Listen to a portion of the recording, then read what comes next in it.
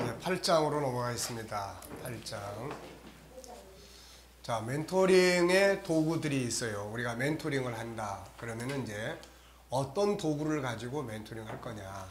그래서 첫째는 5가지 성품이 멘토링의 도구예요, 이게. 5가지 성품이. 그래서 이 멘토링의 내용이, 주제가 무엇이든 간에 결국 보면은 다 5가지 성품 중에 하나예요. 그래서 그 도구 중에 5가지 성품이 가장 중요한 도구다. 그리고 이제 언어, 코칭, 이런 게 이제 다 사용해야 될 도구들입니다. 자, 유일성에 대한 내용은 우리가 앞장에 살펴봤고요. 여기서 이제 인격성의 성품들, 이 안에 들어있는 것이 뭐고, 또 이걸 우리가 사용하기 위해서 어떻게 활용해야 될 건지, 이런 부분들을 정리하겠습니다. 본장에서는 5가지 성품의 두 번째 영역인 인격성 안에 있는 성품의 중요 부분들을 정리하고자 한다. 멘토에게 중요한 것은 멘티가 변화하고 성장할 수 있도록 도울 수 있는 풍성한 자원을 가지고 있어야 한다는 점이다. 5가지 성품은 멘토링을 위해 모르면 안 되는 중요한 자원이다. 우리가 모르면 멘토를 할 수 없어요. 일단 멘토는 멘티보다 더 잘 알고 있어야 돼. 많은 것을 알고 있어야 돼요. 그래서 그 중에서도 인간에 대한 것, 5가지 성품을 충분히 알면 어떤 것이든지 다 멘토를 할 수가 있죠. 인격성은 5가지 성품의 두 번째 성품이다. 인격성은 범위가 아주 넓다.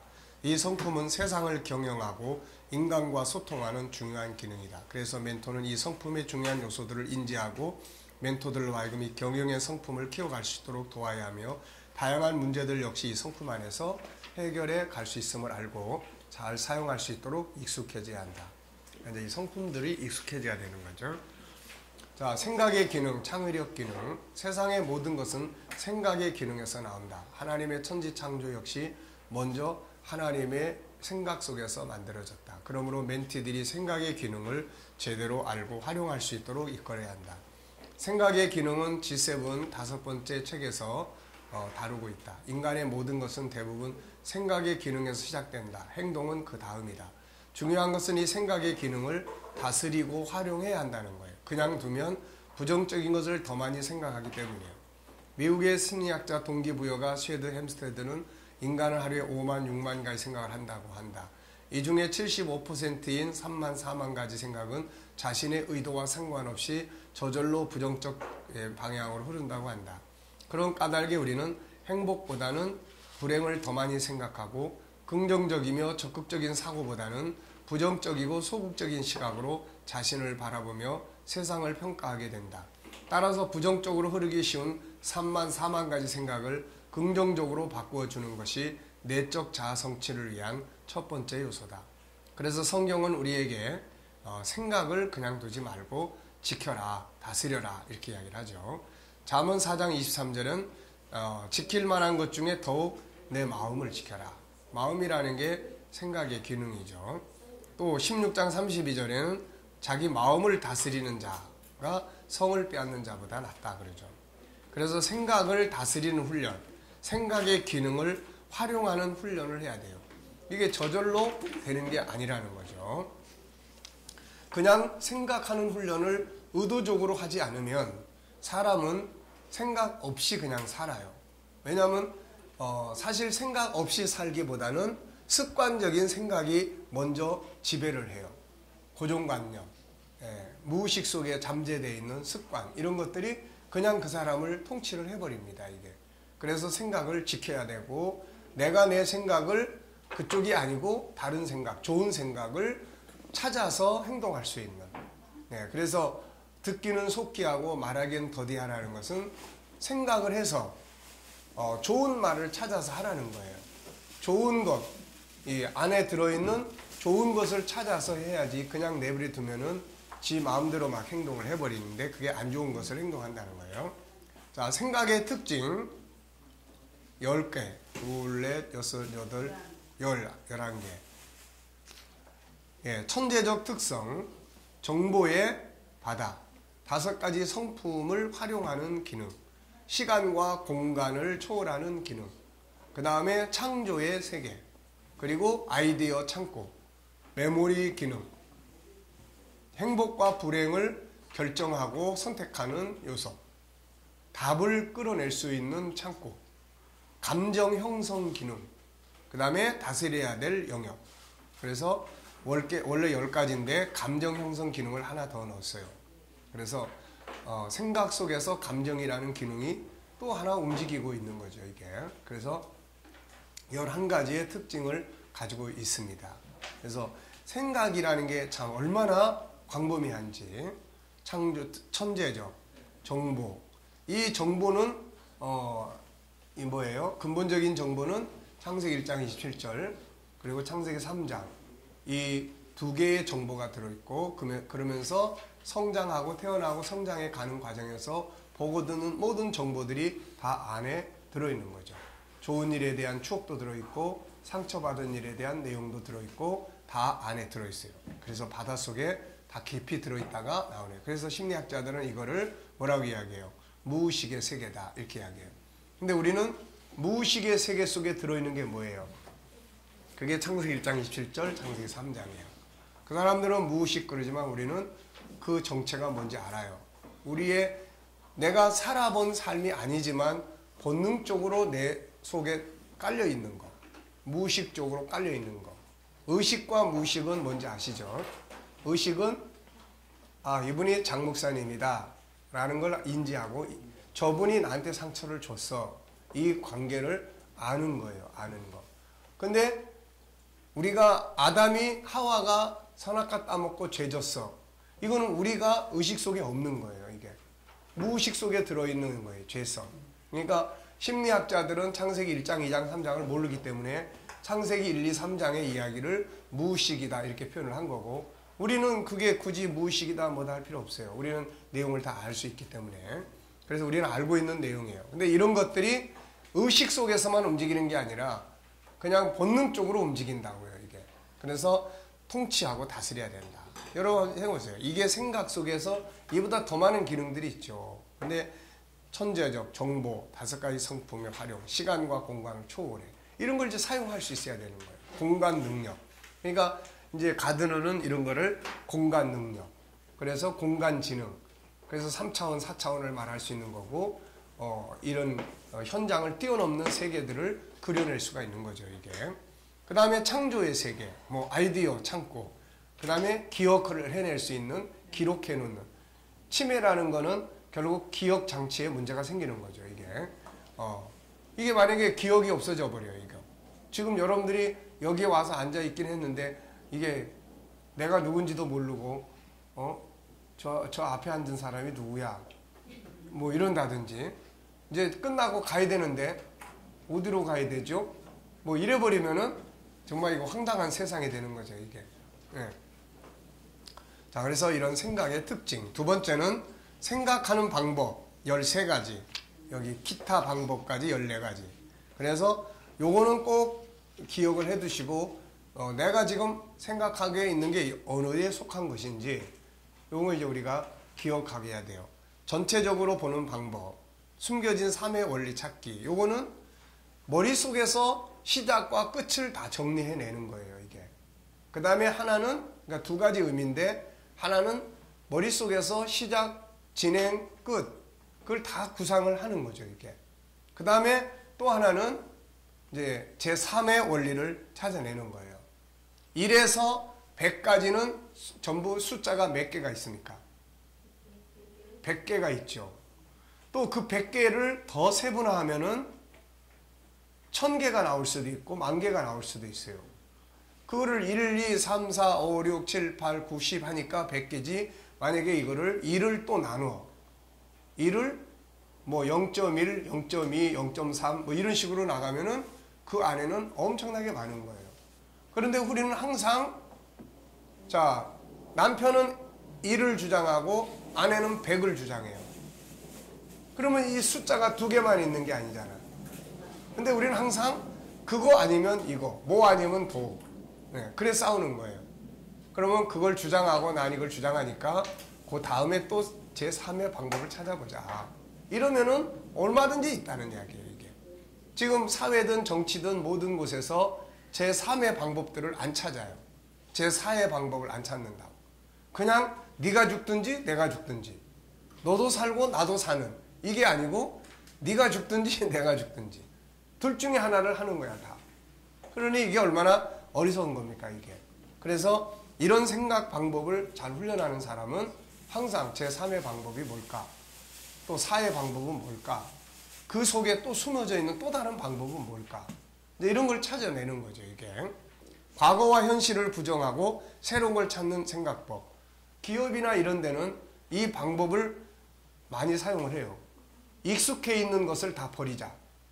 우리가 지금 이거 팔아서 먹고 사는데 계속 여기에만 매달려 있다가는 어느 순간 이 우리 회사 문 닫는다. 그래서 이걸 부정해버려요.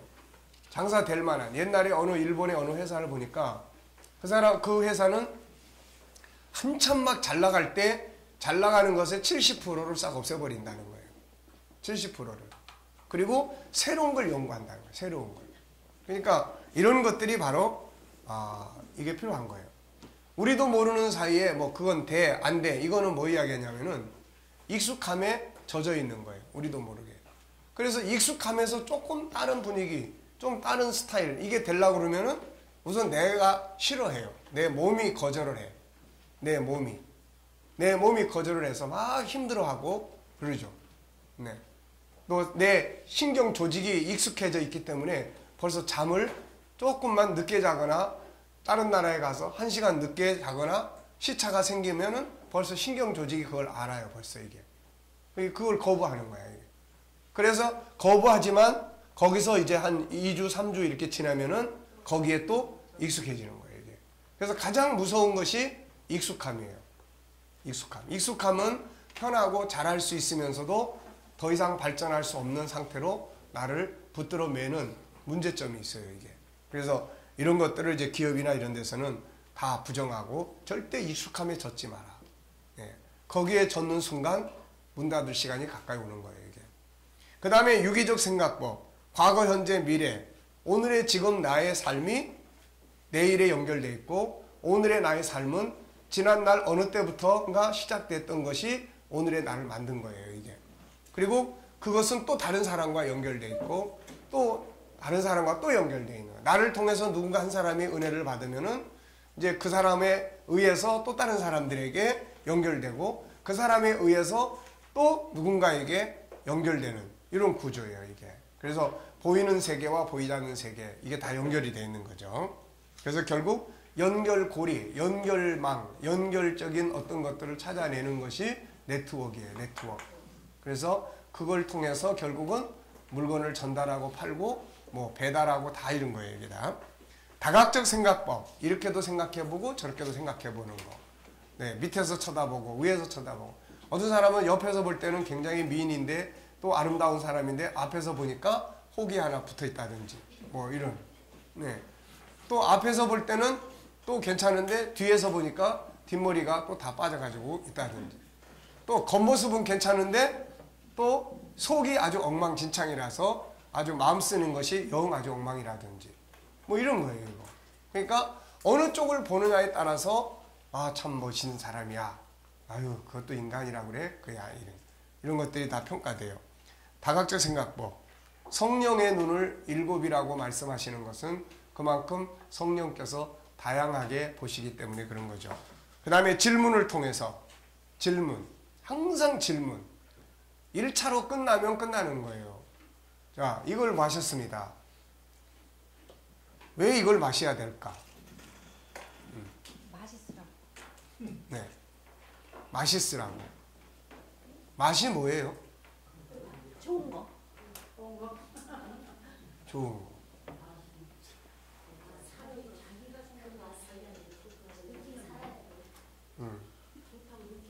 네. 그러니까 어디에 가서 뭘 할 때 저 사람은 왜 저럴까? 네, 오늘 부침개 집에 가가지고 언어 실습 많이 했죠. 나중에 네. 잘 먹었다 인사하고 왔어요. 네, 잘했어요.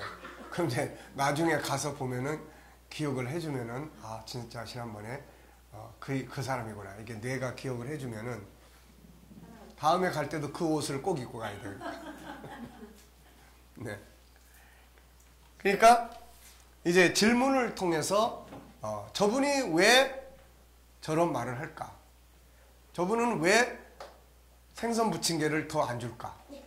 네.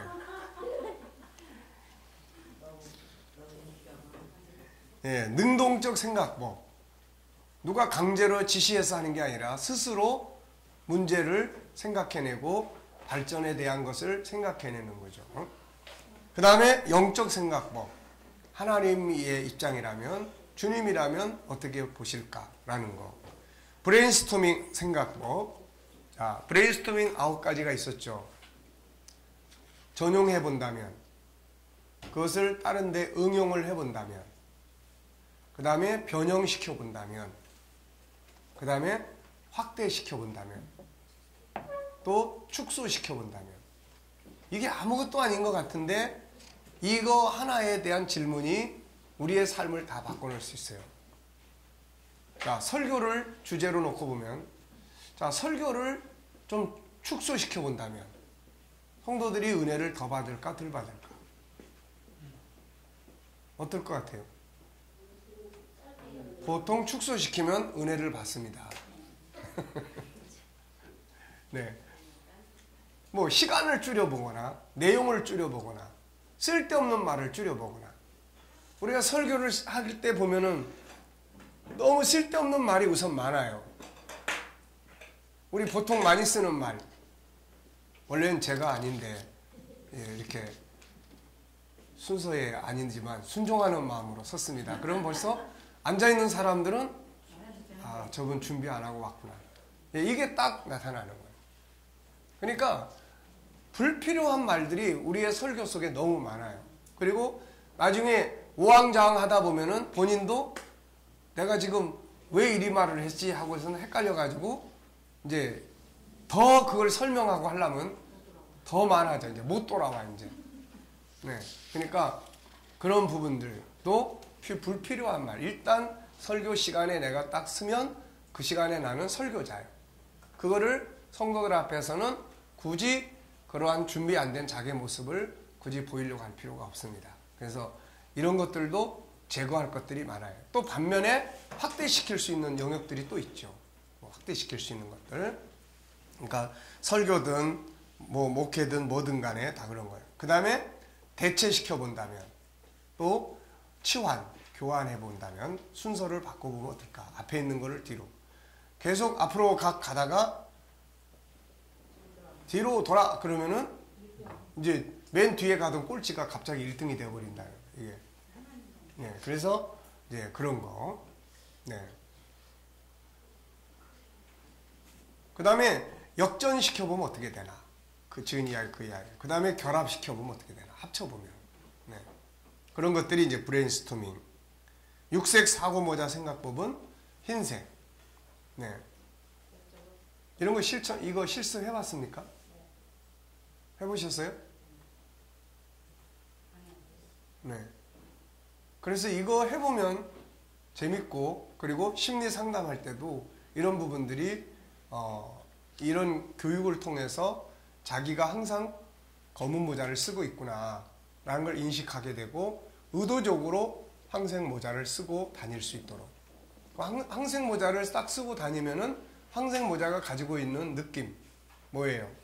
긍정적인 거예요. 긍정적인. 황색 모자 항상 긍정적이에요. 그래서 상담을 하면서 모자 쓰고 다니는 사람들을 이렇게 누르고 쓰고 다니면, 보통 모자가 어떤 색깔인지를 우리가 이렇게 보면은 대충 그 사람이 어떤 심리적 상태에 있는지 알 수가 있어요. 그래서 그 모자를 바꿔줘 보는 것도 중요한 부분이에요. 이게. 그 다음에 게시탈트. 이거는 뭐예요? 뭐가 뭔지 모르고 있는 상황에서 핵심을 끌어내는 거예요. 핵심. 그래서 지금 이 순간에 가장 중요하다고 생각하는 것이 무엇인지 한번 말씀해 보시겠어요? 3가지만. 뭐 이런 방식이에요. 예를 들어서 경제 문제도 안 되고, 또 사람과의 관계도 그렇고, 또 막 직장도 그렇고, 막 뒤죽박죽 얽혀가지고 이것도 속상하고 저것도 문제고 막 다 이런 경우. 그 중에서 가장 중요하게 생각하는 것 3가지만 한번 이야기해 보세요. 그 중에서 오늘 만약에 상담을 해서 해결을 해야 될 것이 첫 번째가 있다면 뭘 이야기할 수 있겠습니까? 네. 어떤 사람은 가정이에요. 지금 경제 뭐 이런 거 직장 다 가지고 있는데 가정이에요. 가정에서 가정을 그러면 가정의 문제를 가정을 건강하게 하기 위해서는 뭐가 필요할까? 무엇이 가장 우선순위라고 생각하세요? 제가 빨리 여기서 빠져나와야 됩니다. 네. 그러면 이제 가정의 행복을 위하고 이 사람 빠져나가기 위해서 직장, 나머지 경제 이런 부분들은 차순위로 내려놓으면은 이제 해결점을 찾아갈 수가 있어요. 네. 그러니까 가장 중요한 것이 무엇인지 그런 거. 그 다음에 통합적 생각 방법, 역지사지, 주제를 바꾸는 방법. 주제가 누구냐에 따라서 모든 내용이 다 달라지니까 우리가 본문을 해석할 때도 주제가 뭐냐 이거. 주제가 예수님이냐 사람이냐, 주제가 사건이냐 교훈이냐, 주제가 과거냐 현재냐 미래냐. 네, 그래서 이런 부분들을 우리가 바로 생각해 보면 돼요. 주제를 바꿔보면. 예.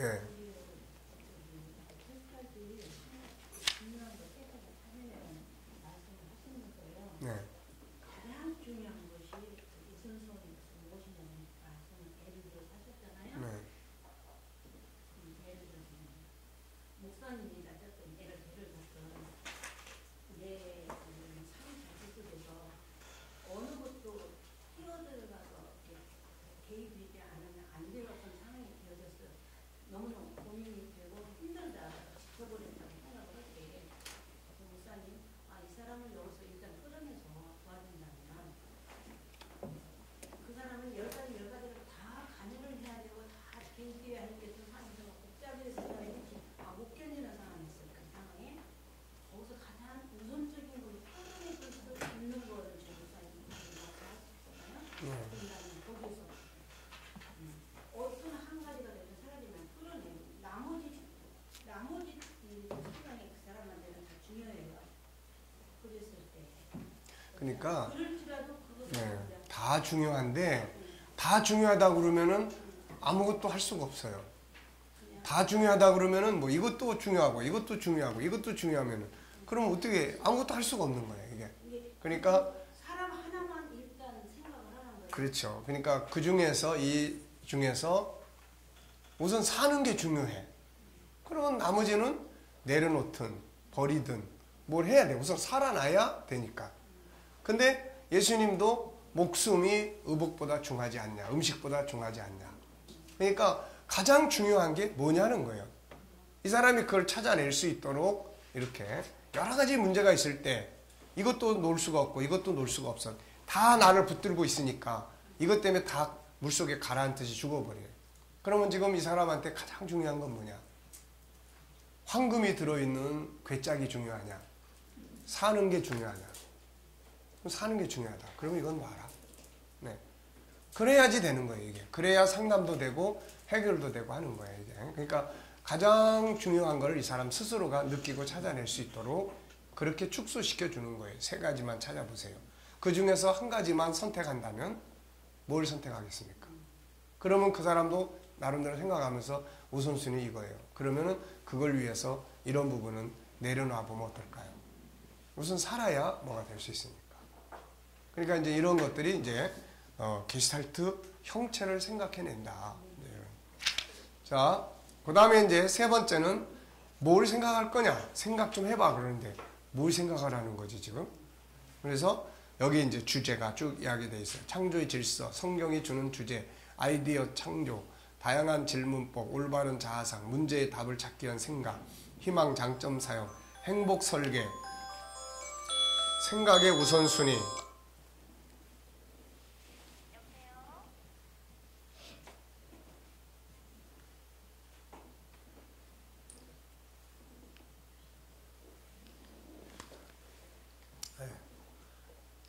비전과 꿈, 기억의 창고, 3액션 훈련하기, 감정 바꾸는 훈련하기, 생각 바꾸는 훈련하기, 변화 추구하기, 플러스 마이너스 곱하기 나누기 활용 훈련하기, 다양한 주제 생각하기, 기획력 키우는 훈련하기, 자기 정체성, 자기 성찰 생각 훈련하기, 5가지 성품 생각하기, 다양한 묵상 훈련하기, 자기와의 대화 생각하기, 재능 개발 생각하기. 그러니까 무엇을 생각할 것인가 생각도 중요한 거예요.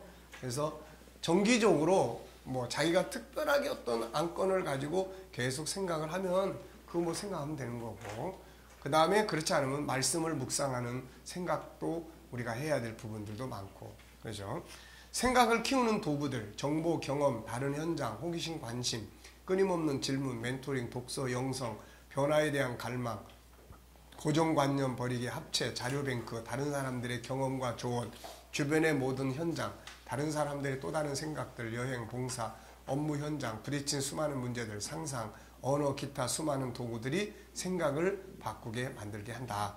네 번째는 생각의 폭을 점검하는 12가지 도구.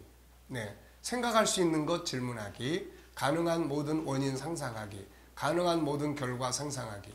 상담하면서 자, 오늘 이 상황이 계속 지속된다면 어떤 현상, 어떤 결과가 오리라고 보십니까?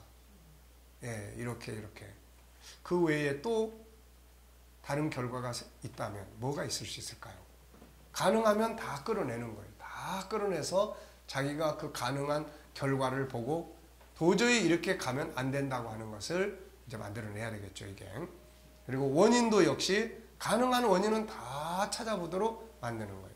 인형을 가지고 좀 더 재미있게 개선해보기, 종이 상자와 빈 깡통의 다른 용도 찾기, 일반 사물에 대한 특이한 질문하기, 사실과 다른 상황에서 상상해보기, 문장 완성 검사, 그림 구성하기, 그림 완성하기, 동그라미 또는 선으로 그림 그리기, 자기 생각 표현하기, 보고 들은 것에 대한 자기 생각을 써보거나 그려보거나 해보는 거죠, 이게. 그래서 이런 걸 통해서 이 사람의 심리가 어떤지, 어느 정도 생각을 할 줄 아는 사람인지, 이런 것들을 이제 아이든 어른이든 체크를 해보고 거기에 대해서 어떻게 도와줄 수 있는지를 이제 생각을 해보는 거죠. 응용할 수 있는 멘토링이나 코칭 프로그램은 생각하는 방법 멘토링, 창의력 멘토링, 아이디어 개발, 갈등 해소, 감정 변화 주기, 다양한 생각의 주제들에 대한 멘토링들이 이루어질 수 있다. 멘토링을 하거나 심리 치료를 하거나 아니면 인간관계, 업무의 변화와 발전 등 삶에 필요한 많은 내용들을 다룰 때 생각에 대한 멘토링은 중요한 도움을 줄 것이다. 그러니까 우리가 어떤 상담이든 교육이든 간에 하면서 이 분야는 이런 멘토링을 하면 되겠다라고 생각을 정리할 수 있는 거죠. 자, 인격성의 두 번째는 억압에서 자유하기예요. 자유를 잃어버리고 억압에 종이 된 인간. 사람은 본래 하나님이 자유하신 것처럼 자유한 존재로 창조되었다. 그래서 억압을 받으면 고통스럽고 이것이 심해지면 심리질병으로 발전하게 된다. 인간의 자유는 창세기 3장에서 범죄함으로 잃어버려 이때부터는 자유인이 아니라 힘에 의해서 지배를 받음으로 힘이 없는 자는 종이 되었다. 그러나 실제로는 지배한다고 하는 사람들 역시 다양한 것들에 의해 지배를 당했다. 그래서 인간의 역사는 억압에서 자유를 추구하기 위한 투쟁의 역사다. 억압은 창세기 3장에서 본질적 억압이 시작되고 태어나고 성장하고 살아가는 과정에서 성장해 왔다. 억압의 결과가 이제 이런 심리적 질병과 현실적 문제들을 만들어내는 거죠. 고통과 괴로움, 분노, 증오심, 좌절, 무기력, 후회, 우울증, 대인기피, 열등감, 정신질환, 불면증 및 육체적 질병, 자살, 불량학, 관계악화, 삶의 실패 이런 것들이에요. 인간을 억압하는 것, 자 15개. 죄, 염려, 경제, 습관, 중독, 생각, 과거, 상처, 관계, 비교, 언어, 목표, 열정, 환경, 5가지 성품, 정보, 기타. 네. 그 다음에 이거는 이제 우리가 꼭 기억을 해두라고 말씀드렸죠. 억압에서 자유하기. 자유하기 위해서 영적인 방법. 여기 믿음과 자유, 기도와 자유, 말씀과 자유, 십자가, 찬양, 천국과 자유, 성령과 자유, 하나님의 사랑과 자유, 복음 나눔과 자유, 정체성과 자유. 현실적인 방법은 영성, 영적으로 해결하는 부분들은 또 영적으로 해결을 해야 돼요. 그 다음에 두 번째는 이제 현실적으로 억압을 자유케 하려고 하는 것들은 또 억압에서 자유하는 방법들을 사용해야 돼요. 정치 알고 이름 짓기, 의지 만들기.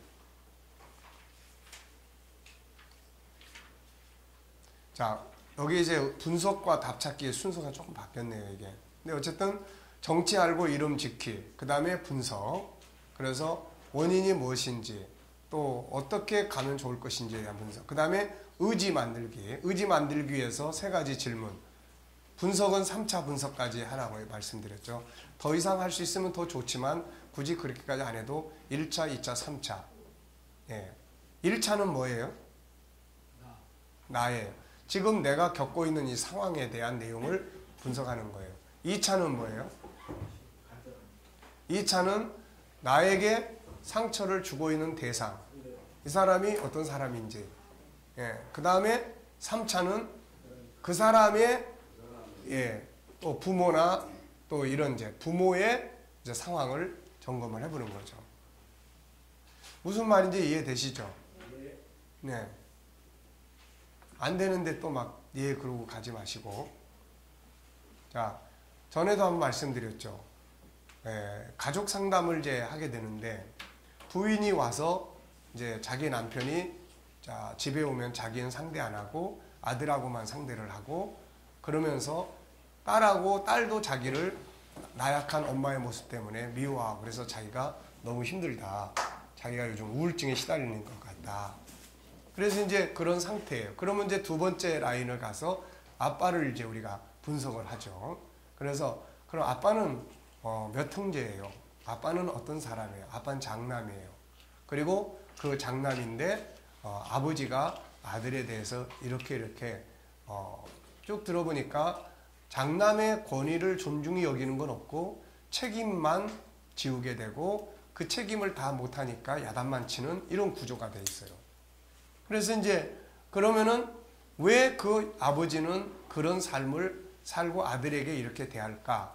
그래서 아버지가 살아온 삶에 대한 어머니하고 결혼을 하게 되는 부분 뭐 이런 거 저런 것들 통해서 아버지의 사정을 이해하게 되고 그래서 아버지가 아들에 대해서 집착이 이만큼 강했구나. 아버지는 공부를 못하신 분이에요. 근데 월남 갔다 오고 그러면서 돈을 많이 벌었어. 그리고 그 어머니하고도 사랑의 관계가 아니라 아버지는 엄마를 좋아했는데 엄마는 아버지를 싫어했어요. 그런데 돈이 많으니까 엄마가 아버지하고 결혼을 한 상태야. 그래서 이 아버지가 아들에 대한 기대가 굉장히 컸어요. 나는 무식했지만 돈은 있으니까 네가 공부해서 네가 뭔가 이런 법대를 가든 뭘 하든 이렇게 해라. 근데 아들이 또 그걸 못했어요. 그래서 아버지가 하는 회사를 이어받아 가지고 그거를 진행을 하는데 조금만 못하면 그 아들에 대한 기대감이 이미 한번 꺾였기 때문에 그게 이 아들한테 계속 윽박지르고 못한다고 야단치고 이런 관계가 된 거예요. 이게. 그러니까 이 아들은 그것 때문에 스트레스를 엄청 받고 집에 들어오면은 집에서는 또 아내가 자기 마음을 이해해주지 못하는 데서 이렇게 되니까 집에 들어오면 소통할 수 있는 대상이 아들이에요. 아들. 이런 구조가 형성이 되는 거예요. 이게. 그래서 그런 부분들을 쭉 이해하고 듣다 보면은 상대방의 그 우울한 그 사람의 당사자가 그런 사정들을 쭉 이해하고 나면은 우울한 지수가 공감의 지수가 대신 높아져요. 남편이 그렇게 행동하는 일에 대한 공감 지수가 높아지고 이게 높아지는 반면에 자기 안에 있는 우울 지수는 낮아져요. 이게 무슨 말인지 아시겠죠? 그래서 그런 구조들을 분석을 하는 거예요. 그 다음에 의지를 만들기 위해서 우리가 3가지 질문. 첫째는 뭐예요? 첫째, 이것이 어떤 영향을 미치고 있나 삶 속에. 이것이 두 번째는 이대로 가면 어떻게 될 것인가. 세 번째는 어떻게 하고 싶은가. 그래서 이런 질문을 통해서 거기서 빠져나오고 싶어하는 의지를 분명하게 확인을 하고 그 다음에는 목표를 세워야 되죠. 목표를 세우고 그 다음에 목표를 세웠으면은 뭐예요? 자원을 찾아야 되겠죠. 사용할 자원. 그 다음에 실행과 점검 계획을 짜는 겁니다. 실행하고 점검 계획 짜고 그 다음에 외치고 행동하고 또 환경의 변화도 주고 그러면서 점검 보완 그 다음에 보상 또 잘하는 점을 강화시켜주고 그 다음에 목표 성취 그리고 새로운 비전을 만들어 간다. 자, 그 다음에 여기 보면은 일반적 억압과 대응 방법들을 여기 좀 소개를 했어요. 죄는 십자가 사용법 훈련하고 시간은 과거의 시간과 화해시키고 단절시키고 승화시키고 미래의 시간을 염려하지 말고 지금 할 수 있는 일을 하게 하고 수용하게 하고 경제 욕심에서 자유하고 얻으려고만 하지 말고 내려놓는 훈련하고 새로운 삶의 스타일 도입, 변화 시도, 중독, 의지, 자기 찾아서 자기처럼 사는 훈련, 전문적 훈련과 치료, 새로운 삶의 훈련, 생각을 바꾸는 훈련, 관계법 연구, 또 뭐 이제 자기 정체성 회복, 자기답게 사는 훈련, 언어는 언어 훈련과 대체 훈련, 목표, 때로는 목표를 세우고 때로는 목표를 변경하고 때로는 목표를 내려놓아요. 어떤 사람은 목표가 있어야 되고 어떤 사람은 너무 목표가 과하니까 목표를 내려놓게 하고 어떤 사람은 목표를 좀 더 변화시키게 하고 어떤 사람은 과정의 목표를 세우도록 도와주고 네. 그래서 큰 목표는 있는데 그러면 그걸 이루기 위해서 지금 뭘 하시죠? 라고 물어보면은 지금 뭐 별로 하는 거 없어요. 그래. 그러면 과정의 목표를 세울 수 있도록 만들어주는 거예요. 열정, 중요한 거지만 때로는 속도를 늦춰야 돼요. 보통 이렇게 그런 심리적 이렇게 문제돼 있는 사람들을 만나보면은 아주 성격이 급한 사람들이 있어요. 급한 사람들이. 그래서 상담을 해도 이렇게 하면 빨리 치료될까요? 기도 받았는데 왜 안 되죠? 말씀 상담을 했는데 왜 치료가 안 되죠? 병원에 가서 약을 먹었는데 왜 빨리 회복이 안 되죠? 이런 경우에. 이런 경우는 속도를 늦춰야 돼. 시간을 좀 늦추세요. 속도를 지금 제가 보니까 시속 100km인데 이거를 시속 50km로 낮추셔야 됩니다. 좀 여유를 가지세요. 이게 갑작스럽게 이런 상태 온 게 아니에요. 오랜 시간 동안 누적되면서 이게 왔기 때문에 치료하는데도 최소한의 시간이 필요해요. 그러니까 느긋하게 그렇게 이제 가도록.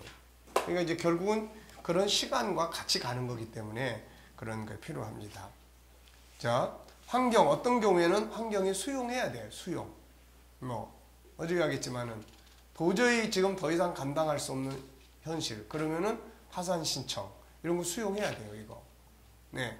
그런 거 없이, 체면, 자존심 없이 그냥 다 존중히 여기면서 해결되고, 이런 것만 생각하면 안 돼요, 이거는. 이미 내가 잘못 살아온 삶의 결과물이기 때문에, 이건 한 번쯤은 우리가 그런 망신도 당하고, 자존심, 체면도 싹 내려놓을 수 있는, 이런 게 필요한 거예요. 수용.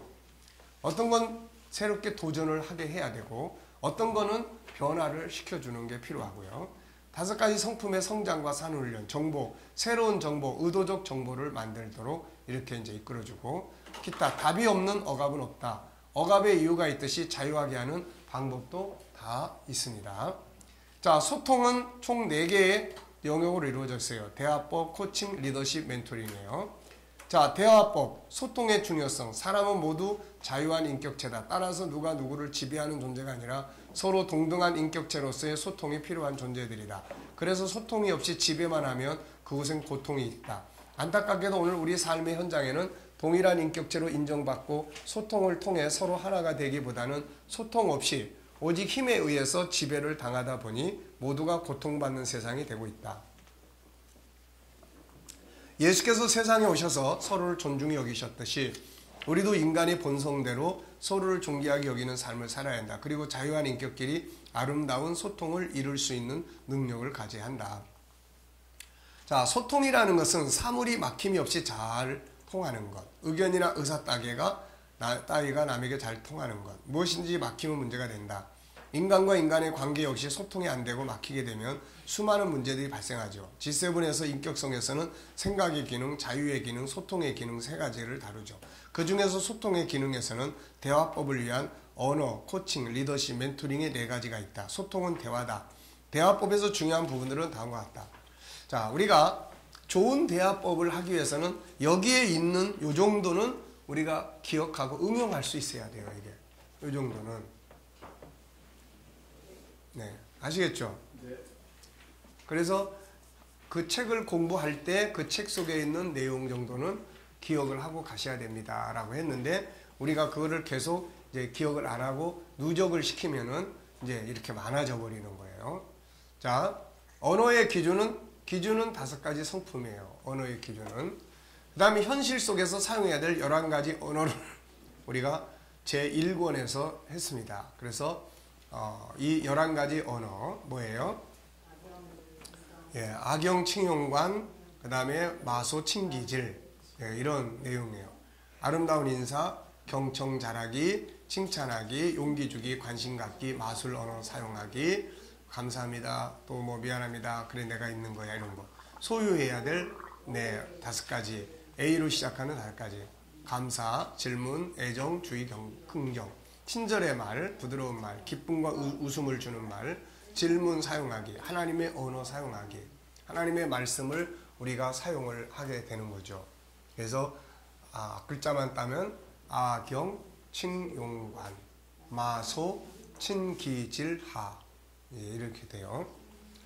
자, 좋은 언어를 사용하기 위한 11가지 방법. 그래서 우리가 2권에서 이제 이 내용을 다뤘어요. 그래서 언어의 기술입니다. 11가지 방법. 그래서 내적 건강 관리하기. 그 다음에 마음에 좋은 정보 담기. 그 다음에 교육과 훈련.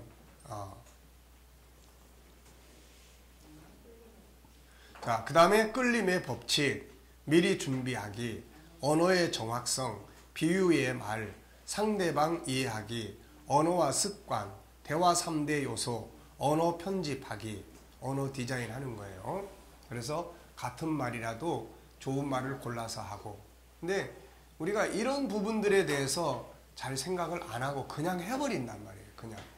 그러니까 계속 강조하지만 우리 안에 이 5가지 성품은 다 생각이에요. 다 생각 속에 들어있어요. 그러니까 생각하고 말하는 거예요. 생각하고. 그래서 잠언에서도 계속해서 듣기 전에 말하는 것은 어리석은 것이다. 지혜로운 사람은 많이 생각하고 이야기를 한다. 뭐 야고보서 1장에서도 듣기는 속히 하고 말하긴 더디해라. 다 항상 그래요. 모든 건 다 말에서 시작이 돼요. 다. 싸움도 말에서 시작해요.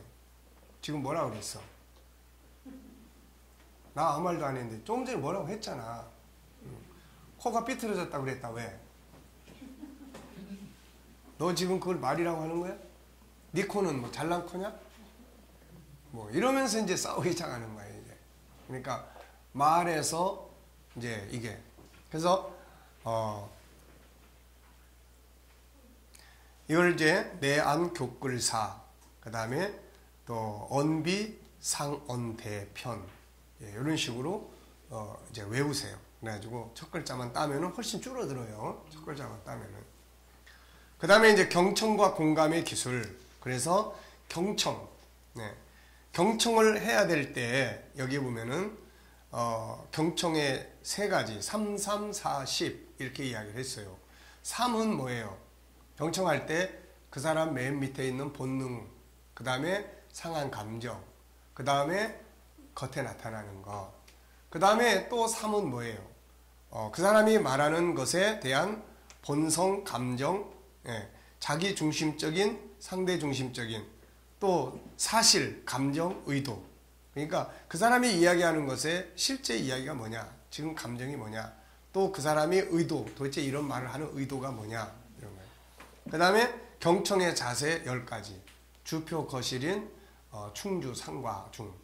그래서 주의, 집중, 표정과 자세 관례, 거부, 반응, 주의, 실체의 중심, 인내심, 충분한 시간 배려, 주제 확인, 경청, 상냥하고 부드러운 태도, 복귀, 과장된 반응주의, 중요한 포인트 기록하기, 상사라면 지시사항 메모하고, 끝난 후 자신의 의견을 말하고. 그래서 주표, 거실인, 충주, 상과인, 상과, 중. 한번 따라해 볼까요? 시작. 주표, 거실인, 충주, 사과. 네. 충주, 상과, 중. 네. 그래서 경청 그러면은 밑에, 중간, 위에. 요게 이제 얼마만큼 우리에게 익숙하게 지금 이야기를 하는데 나는 지금 밑에, 중간, 위에. 이걸 이제 생각을 하는 거죠. 그리고 계속 메모를 해야 돼요. 저 사람이 말하는 이야기가 도대체 뭔 이야기인지, 뭐 아버지 이야기인지, 어머니 이야기인지, 자기 이야기인지, 동생 이야기인지, 뭐 뭔 이야기인지, 예. 그리고 무엇을 이야기하고 싶어 하는 건지. 그래서 주의를 집중하고 표정과 자세 관리하고 거부 반응 주의하고 거부를 하고 싶은데 아무렇게나 하면은 이제 끝나버려요. 이제 그런 거. 공감은 일단 편들어주기, 맞장구치기, 시시 비비는 나중에 따진다. 일단 공감하고 다음에 수정하기, 어긋난 말하지 않기, 악한 일들 앞에서 자유롭게 거절하기. 네. 그래서 몇 가지만 그럴 수 있겠네요. 좋은 생각이네.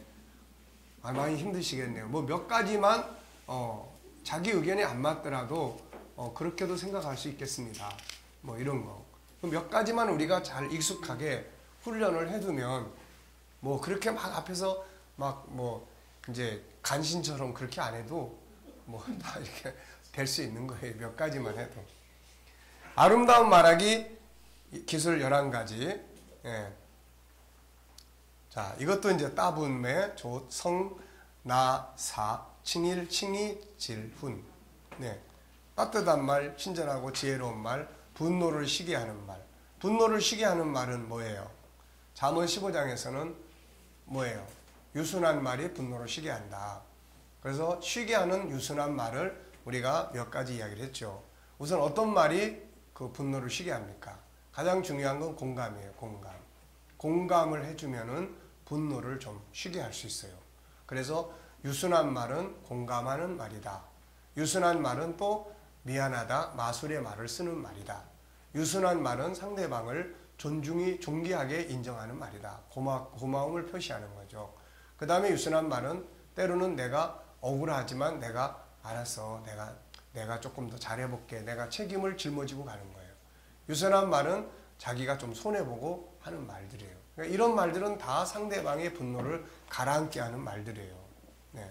그러니까 이런 말들을 좀 우리가 훈련을 하면 뭐 맞부딪히고 막 이럴 게 굉장히 줄어든다고요. 근데 그런 거를 안 하니까 결국은 그냥 막 싸우게 되고 분쟁하게 되고 이렇게 되는 거예요. 그래서 항상 공감, 조금만 좀 공감. 네. 아시겠죠? 네. 네. 그 다음에 이제 자기 방어의 기술 10가지. 그래서 이제 훈계를 듣거나 또 어떤 싫은 소리를 듣거나 할 때, 네. 이게 이제 자기 방어. 이걸 강화시켜야 돼요. 자기 내적을 강화시켜야 돼요. 그래서 자존감 높이기, 장점 찾아 방어하기, 영웅되지 않기, 그 다음에 상대방 이해하기, 순발력 키우기, 무관심하기, 토해내기, 선한 방법으로 대응하기, 싫은 소리 잘 듣고 활용하기, 성령의 도우심 구하기. 그래서 내장, 영상순, 무토, 선실성. 네. 그래서 자기 방어를 생각을 해야 돼요. 이럴 때 내가 어떻게 방어를 하는 게 좋겠나. 막 야단 맞고 잔소리 듣고 지금 막 싫은 소리 듣고 쏟아내는데 이때 내가 나의 안에서 이거를 방어할 수 있는 능력이 약하면은 이제 안 되죠. 상처받아야죠. 그것 때문에. 계속 상처받습니다. 가장 위대한 말은 뭐예요? 구원의 말, 예수님 이야기 해주는 말이죠. 그 다음에 질문의 기술 21가지. 질문의 기술. 열린 질문, 닫힌 질문, 시간 질문, 생각이나 상황에 대한 확인 질문, 자기의 감정을 바꾸는 질문, 그리고 또의 용법. 그리고 또 뭐가 있죠? 그리고 또 그거 말고 또 한 가지를 생각한다면 뭐가 있을까요? 아이들하고 대화할 때 좋은 대답이야. 그걸로 끝나면 안 되고, 그리고 또 한 가지 더 생각한다면 뭐가 있을까? 그러면은 생각의 폭을 계속 넓혀줄 수가 있죠, 이게. 자, 그 다음에 이제 좋은 질문과 나쁜 질문. 좋은 질문은 직접, 직확, 반연, 요약. 네, 나쁜 질문은 이제 한부모, 그 다음에 추가, 폐유, 빗대. 그래서 비판, 뭐 함정에 빠뜨린 질문, 부정형, 모호하고 복잡함, 과거지향적, 추궁, 폐쇄적, 유혹, 비판 때 안 맞는 질문. 과거를 추궁하는 식의 이런 것들은 아주 안 좋은 질문이죠. 나를 찾는 질문, why, if, 그 다음에 why not. 업무적 질문, 문제 해결하고 업무 성과를 발전시키기 위한 질문, 코칭 질문이죠. 육하 원칙의 질문, 용어 정의 질문. 용어가 뭔지 혹시 아세요? 이 뜻이 뭔지는 아십니까? 교육을 시키는데 그러면 교육이 혹시 뭔지는 아세요? 라든지. 너 왜 공부 안 해? 공부가 뭔지는 아세요? 공부의 뜻이 무엇이죠? 공부가 뭐 하는 겁니까? 네. 그러니까 사실 공부가 뭔지도 모르고 우리는 너 공부 안 해 막 그러죠. 네. 자, 그래서 공부. 이런 용어 정의 질문이에요. 용어. 그래서 항상 뭐든지 다 용어에 대한 의미를 어떻게 받아들이느냐. 네. 어떻게 받아들이느냐. 이것이 아주 중요합니다. 이게. 용어에 대해서. 자, 가정 질문. 이거는 이제 가정에서 만약에 그렇다면, 만약에 김상선 목사님한테 오늘 밤에 10억이 생긴다면 10억이 생기면 다음 달에 또 올까요? 안 올 가능성이 좀 크죠. 30은 있어야 돼요. 그거 써야 되니까. 너무 작아지고. 안 오기에는 너무 작다.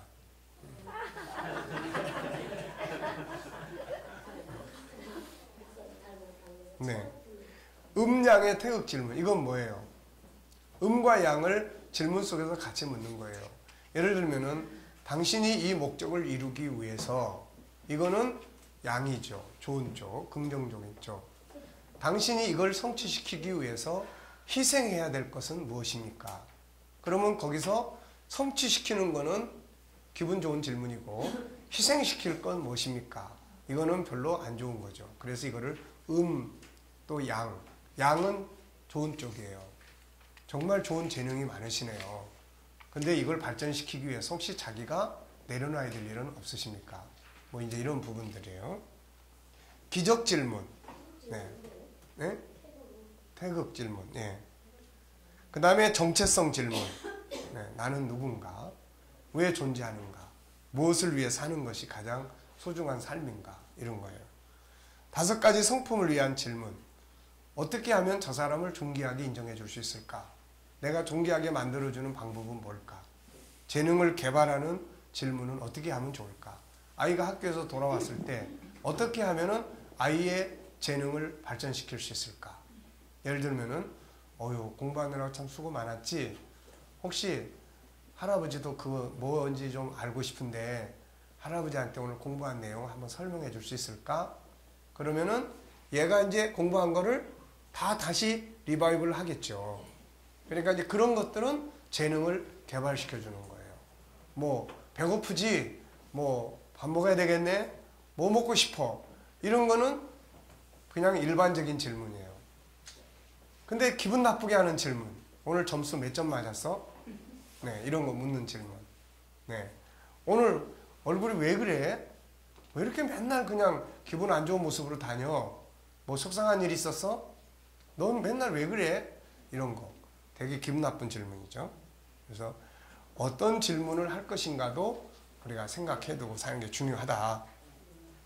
그 다음에 치유 질문, 변화와 발전을 위한 질문, 재능 개발을 위한 질문, 선택 질문, 그 다음에 처음 만나서 소통을 위한 질문.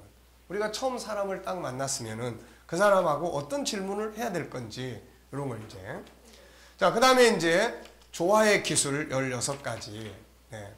그래서 상용 모책자, 그 다음에 상필 존성치, 또 그 다음에 또 살자, 뭐 기체행 이런 식의 대화. 그래서 이 내용을 이제 우리가 대화를 하면서 이제 끝을 맺어야 되겠는데 계속 서로 그냥 자기 주장이 옳다고만 하다 보니까 이제 어떻게 조화를 이루어야 되느냐. 그래서 제가 자기가 좀 손해보는 대화, 그러냐고, 내가 좀 미안하다, 내가 잘못 오해한 것 같다, 뭐 이런 이야기를 좀 손해보는 이야기를 하면 끝날 수가 있어요, 이게.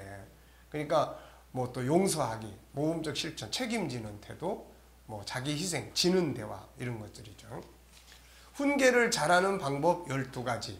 그래서 감동적인 훈계. 그래서 이것도 뭐 원문 교대사, 원문 예.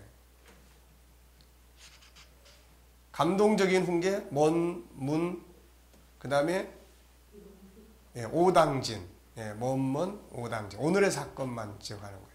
부모까지 욕하지 않기, 진정한 발전을 위한 훈계, 잘한 것 먼저 말하기, 훈계 전 기도하기, 교육적으로 사용하기, 때를 기다려주기, 전후 사정을 충분히 듣기, 훈계 후 문제 해결하기, 함께하기, 부드러운 말과 지혜로운 훈계하기. 그 6가지 이야기를 했었죠. 그래서 원문, 오당진, 그 다음에 원문, 교대사, 훈부치, 잘잘. 잘못된 훈계, 자기는 아무렇게나 살면서 훈계하는 것, 비아냥거리는 말, 분노 담아 폭발시키, 모욕적인 말, 바보로 만드는 말, 기계로 만드는 말, 무시하는 말, 희망을 꺾는 말, 정신적 감옥에 가두는 말, 폭력 행사, 불필요한 잔소리, 반복된 잔소리, 이런 거는 아주 잘못된 훈계들이에요, 이게. 그래서 훈계도 기술적으로 해야 된다는 거죠, 훈계도. 그 다음에 또 듣는 사람도 훈계를 잘 들어야 돼. 예, 상대방 이야기, 훈계의 중요성 인식, 존중하겠다는 거지. 훈계 잘 받게 말씀하면서 들을 때 속으로 외치기, 속으로 숫자 세기, 심장 호흡하기, 훈계 들은 거 활용하기, 마음에 상처 두지 않기, 공감 잘하기, 감사 잘하기. 네, 그래서 이런 것들이 어느 정도 훈련이 되고 속에서 떠오르면 겉사람이 지금 저쪽에서 뭐라고 이야기를 많이 하는데 내 속사람은 전능하사 천지를 만드신 하나님 아버지를 내가 믿사오며 그러고 있으면은 속으로 하는 거죠. 이제 겉으로 하면 또 이제 더 화나니까. 네. 어쨌든 내가 마음의 상처로 남으면 안 되니까.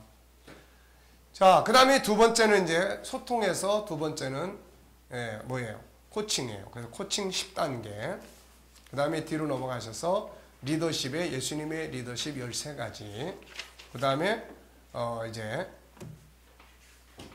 그리고 나중에 이제 사복음서 또 산상수훈 이런 데서 나오는 리더십, 리더에 가져야 될 어떤 성품, 삶의 모습들은 우리가 이제 공부를 계속 해야 되겠죠. 멘토링.